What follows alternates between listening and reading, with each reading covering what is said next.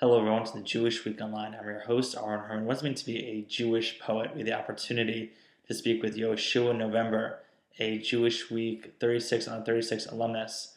Yehoshua is the author of God's Optimism, which won the MSR Poetry Book Award and was named a finalist for the 2010 LA Times Poetry Book of the Year, Autumn House Poetry Prize, and Tampa Review Prize for Poetry. He's also the winner of the Bernice Slote Award in the London School of Jewish Studies Poetry Contest. Yehoshua teaches writing at Rutgers University and Touro College. Let's take a closer look. Whenever you try to find words to express your feelings, there are different ways to communicate your Jewishness. And poetry is a wonderful way to bring people into your own personal world. Talk a little bit about your path in being a Jewish poet. Well, I guess I was always interested in poetry from the time I was in high school. I always felt like it was the best way to express the most powerful means, the most powerful direct kind of bridge to express my essence or myself. Especially, I guess, when you're younger and you feel isolated and you want to communicate something, especially to impress girls. That seems like the best possible and most direct, most compressed kind of expression of selfhood. So early on, like in my high school years, I got into poetry, and then in college I studied it seriously in a more academic kind of setting. And then I went to graduate school and started studying in an MFA program, University of Pittsburgh. But at that time, I also became more interested and compelled by Hasidic culture and started studying that as well. And then at that point, I wanted to kind of break off from studying poetry, and I went to study in yeshiva. And then I kind of got at a crossroads where after I'd studied in yeshiva for a couple of years, I had to decide whether I wanted to continue in that direction and maybe become a rabbi, or if I should go back and study poetry and try to teach at university. And it was a kind of a real crossroads, a major decision in terms of which path to take. They seemed pretty different, and I got different advice from different figures that were important in my life, and even within certain groups, like if I would ask certain rabbis, one would say try to stay within the framework of Torah, try to stay within that reality, and that way you'll be able to avoid certain influences, and you'll always be able to live a kind of pure life. And then other rabbis told me that if you become a poet, perhaps you'll be able to reach people that a rabbi would never reach, and that would be important, and especially since poets are very underrepresented in the ultra-Orthodox world. So it seemed like a good fit, and I felt like if I gave that up, I wouldn't really be true to myself, even though I made certain changes in my life. I didn't grow up this way, but I felt like writing poetry and having that as an important part of my life was who I am, and just because I made this change doesn't mean that I should disregard that and kind of step away from it. So, yeah. And so you're a professor at Touro and Rutgers. You were selected for the Jewish Week's 36 under 36.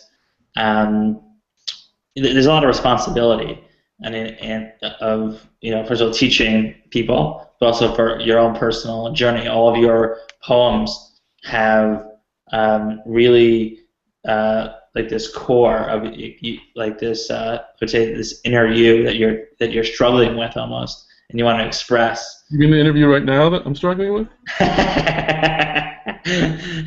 But I feel like that in poetry, truth is one of the most important things in some people's poetry, and I feel like we should be honest with your viewers and tell them that we go back many years. We went to college together, and then we know each other well. And in a certain sense, I feel like I should be interviewing you, because when we were in college, you won the intramural karaoke championship.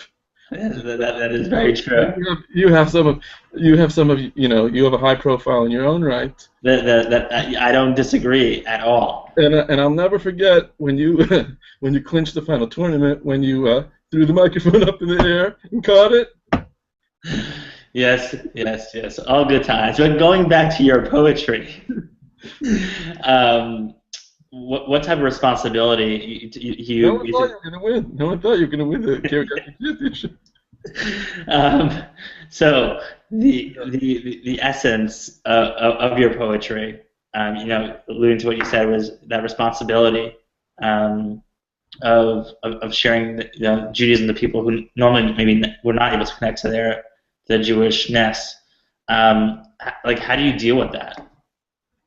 Well, I think that poetry is a unique opportunity because um, Jewish culture is really based on Torah learning, especially Orthodox culture. Everything is centered around that, and so it's a very intellectually based kind of lifestyle. And sometimes, and I think that's the way that it has to be.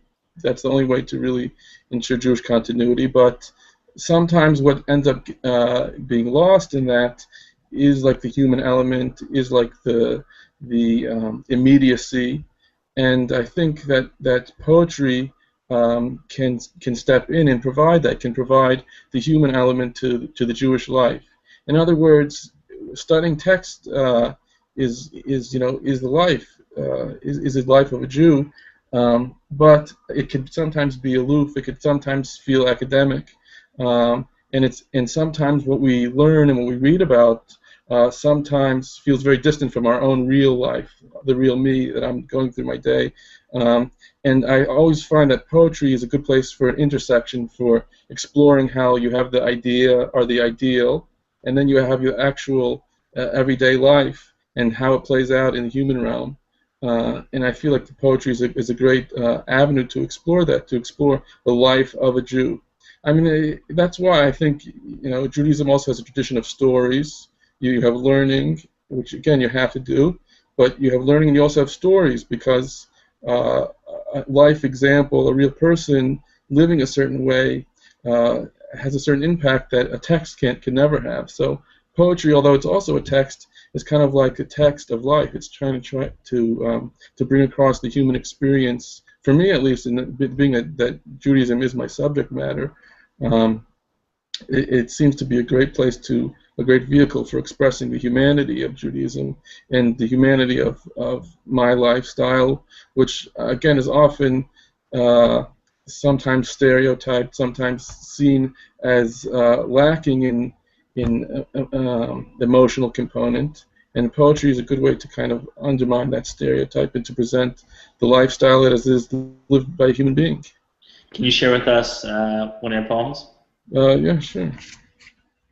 Um, so this poem actually is really, I guess, revealing or kind of, I think, takes a person into a lifestyle of a Hasidic Jew, and it's called Baal Teshuvos of the Mikvah. It's about yeshiva setting. It's in the mikvah room where the ritual bath is, and in yeshivas, in Hasidic yeshivas especially, in Hasidic culture, the tradition is to go to the mikvah each morning before prayer to spiritually prepare oneself, to spiritually purify oneself for the morning prayers.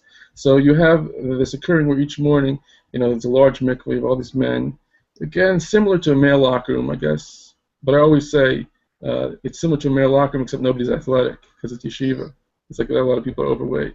So, no one's in good shape. It's because it's just learning all day. So that's the setting. And it's about shuvas. It's the people that didn't grow up in the Jewish framework, of course, and joined that lifestyle later on. So you have these about shuvas at the mikveh, and so that's the background. So it's called Baal Teshuvos at the mikveh. Sometimes you see them in the dressing area of the ritual bath. Young bearded men unbuttoning their white shirts slipping out of their black trousers until, standing entirely naked, they are betrayed by the tattoos of their past life. A ring of fire climbing up a leg, an eagle whose feathery wingspan spreads the width of the chest, or worse, the scripted name of a woman other than one's wife. Then, holding only a towel, they begin once more the walk past the others in the dressing room. The rabbi they will soon sit before in Talmud class, men with the last names of the first Hasidic families, almost everyone devout since birth. And with each step they curse the poverty that keeps the dark ink etched in their skin, until finally they descend the stairs of the purifying water, and beneath the translucent liquid appear once again like the next man, who, in all his days, has probably never made a sacrifice as endearing to God. As you can see, Jewish poetry is a wonderful way to connect to one's Jewish roots. This is Aaron Herman. Thanks for watching.